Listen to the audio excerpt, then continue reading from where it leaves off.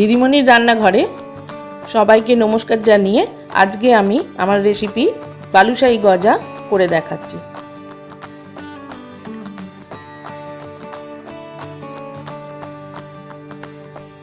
আমি গজা তৈরি করার জন্য ময়দা নিয়ে নিয়েছি, ওতে একটু নুন দিয়ে দিলাম,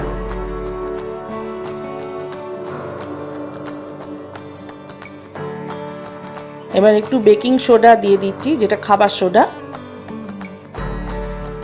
একটু বেকিং পাউডার দিলাম,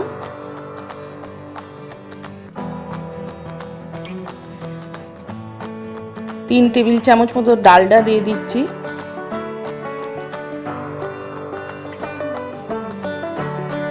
একটু ঘিও দিচ্ছি গন্ধটা ভালো আসবে বলে।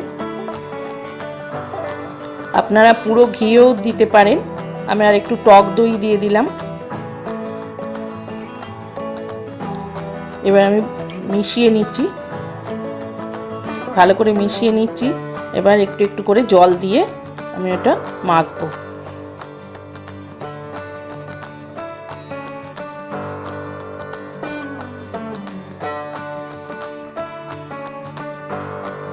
অল্প অল্প জল দিয়ে আমি এটা মেখে নিচ্ছি।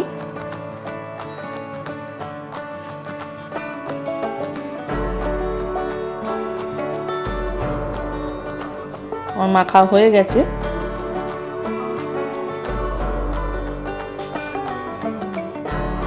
এবার আমি এটা আধ ঘন্টা মতো রাখবো।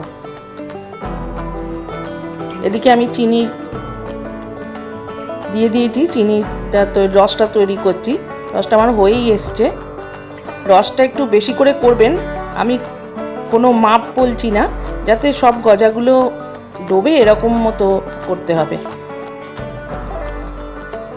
আমার হয়ে গেছে। আধ ঘন্টা পর আমি আবার একটু মেখে নিচ্ছি ময়দাটা। এবার একটুখানি এর হাতে করেই চেপে দিয়ে এবার একটু কেটে নিচ্ছি। এইভাবে ভাঁজ দিয়ে দিয়ে করতে হবে। 4-5 বার এটা করতে হবে এইভাবে ভাঁজটা। দেখুন আমি করছি। মোটামুটি একটা হাতে করে নিতে হবে।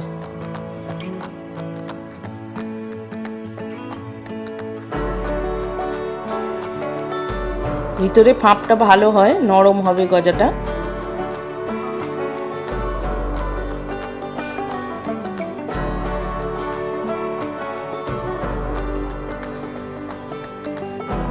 এইভাবেই করতে হবে।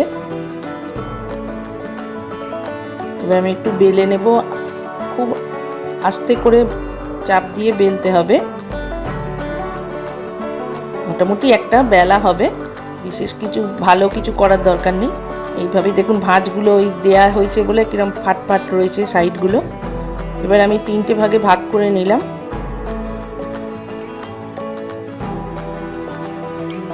এবার ছোট ছোট টুকরো করে কেটে নিচ্ছি।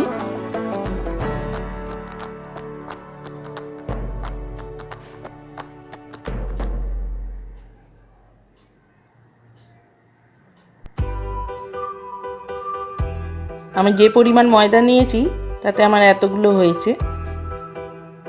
এবার লেচি যেরমভাবে আমরা করি রুটি বা লুচি করতে, সেইভাবে করে একটু আগুল দিয়ে বা কিছু দিয়ে যদি এরকম গর্ত করে দিতে পারেন তাহলে খুবই ভালো হয়। আমি আগুল দিয়ে এরকম গর্ত করে দিচ্ছি একটু করে। সাইজটা ছোট বড়টা আপনারা বুঝে করবেন। আমি এরকম সাইজ করেছি। এটা একটু ফুলে যাবে। আমার এদিকে তেলটা গরম হয়ে গেছে।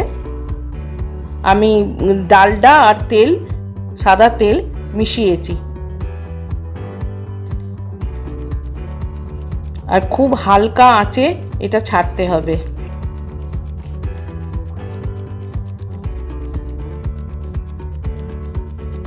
যতগুলো হয় আমি দিচ্ছি। আস্তে আস্তে এটা ভাজতে হবে, একদমই আঁচ ফুল করা যাবে না, একদম ধিমে আঁচে ভাজতে হবে। দেখুন আস্তে আস্তে গজাগুলো আমার ফুলে উঠছে।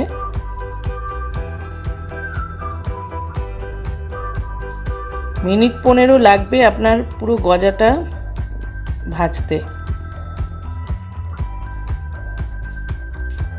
দেখুন এবার একটু হালকা লালচে হয়েছে, আমি উল্টে দিচ্ছি, আর একটু ফুলে উঠেছে গজাগুলো।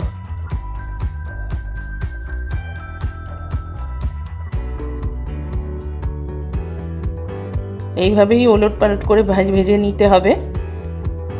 খুব আস্তে আস্তে ভাজতে হবে যেন ভেঙে না যায়,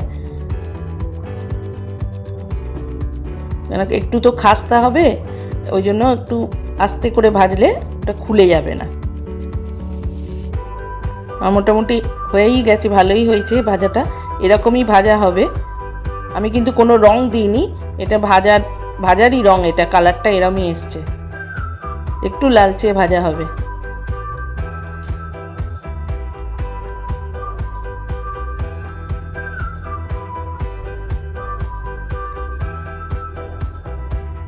খুবই খাস্তা হয়েছে দেখে মনে হচ্ছে।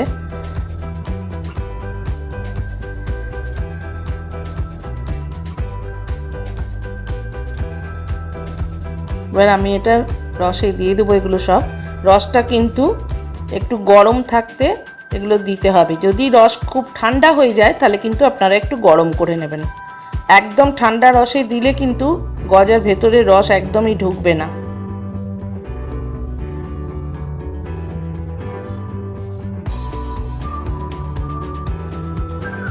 আমি যতগুলো ধরেছি দিয়ে দিয়েছি। এভাবে কিন্তু আপনার 5-10 মিনিট এরম রাখতে হবে, তারপর আমি তুলছি। দেখুন রেসিপিটা যদি ভালো লাগে আপনারা অনেক অনেক লাইক, কমেন্ট, শেয়ার করবেন। আর আমার চ্যানেলে নতুন বন্ধুরা আমার চ্যানেলকে সাবস্ক্রাইব করবেন। আপনারা বাড়িতে এটা বানিয়ে খাবেন, খুবই ভালো লাগে খেতে। আমি একটু গার্নিশ করে দিয়েছি একটু আমন্ড বাদাম দিয়ে, খুবই ভালো লাগছে। আপনারা খাবেন, করবেন। নমস্কার।